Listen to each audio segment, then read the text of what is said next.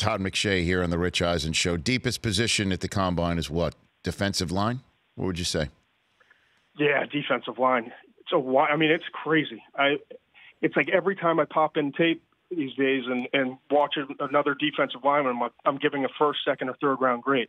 I mean, you got at defensive end, you got Nick Bosa from Ohio State, Rashawn Gary, Michigan, Montez Sweat, Mississippi State, Cleveland Farrell from Clemson, Brian Burns from Florida State.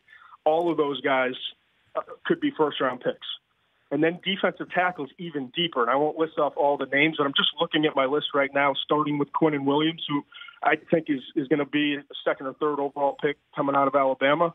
I've got 10 guys, defensive tackle alone, in the top 100, and 6 of them in the top 40. And then that's not even including guys like Josh Allen from Kentucky, who's an edge rusher, Ja'Kai Polite from Florida, another edge rusher who could be first-round pick. So it's, to me, in 20 years of doing this, this is the deepest group of defensive tackles / edge defenders that I've ever evaluated.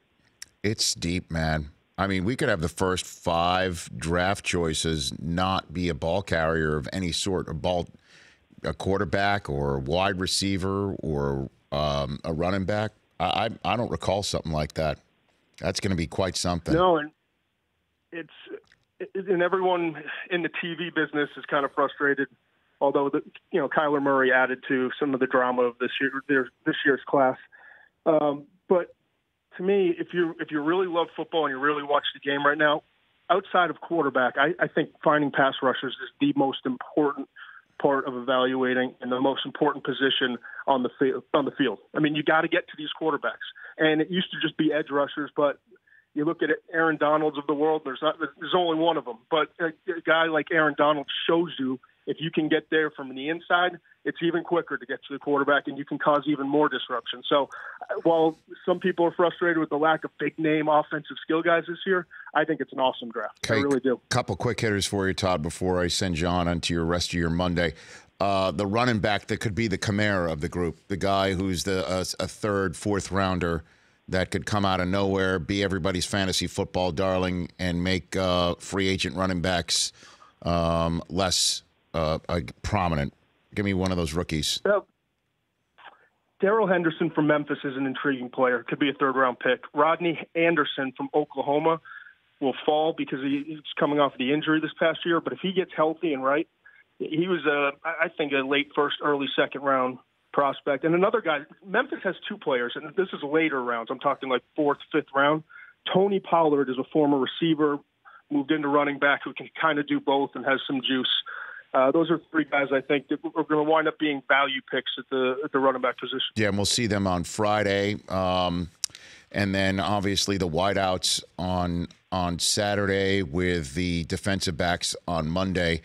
And last one for you, Todd. Break down the fastest one. Who's going to be the one that jumps off the screen when they're simulcammed over yours truly from Y Run? Who's the fastest one? Who can break it?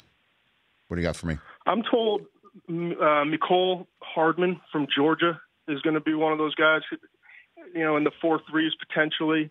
McLaurin, the wide receiver from Ohio State, was the fastest guy with pads on at the Senior Bowl. And then at the cornerback position, who was I just watching? I was just watching a corner I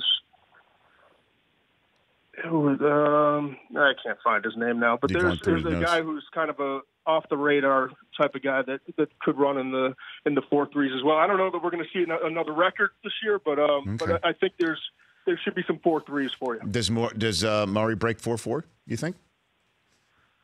I wonder if he's going to run. If he does, I say yes.